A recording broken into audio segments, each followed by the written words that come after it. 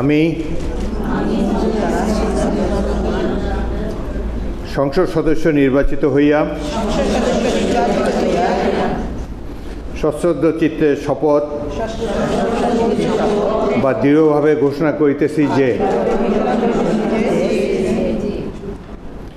আমি যে কর্তব্যভার গ্রহণ করিতে যাইতেছি তাহা আইন অনুযায়ী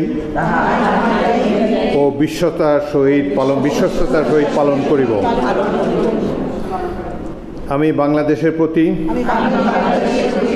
অকৃত্রিম বিশ্বাস ও আনুগত্য পোষণ করিব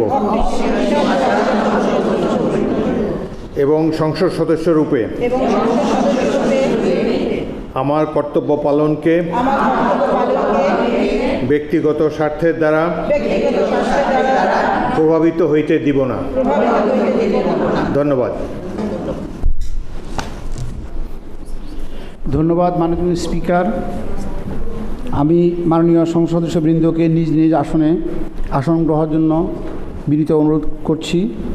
এখন আপনাদের নিজ নিজ মহিলা আসন নাম্বার গেজেটের ক্রমিক অনুযায়ী উল্লেখপূর্বক শপথপত্রে অধ্যকার তারিখসহ স্বাক্ষর দানের জন্য অনুরোধ জানাচ্ছি।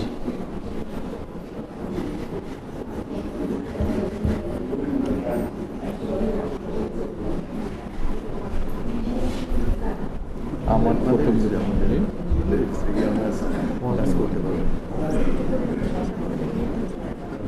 কাজ করলে হয়।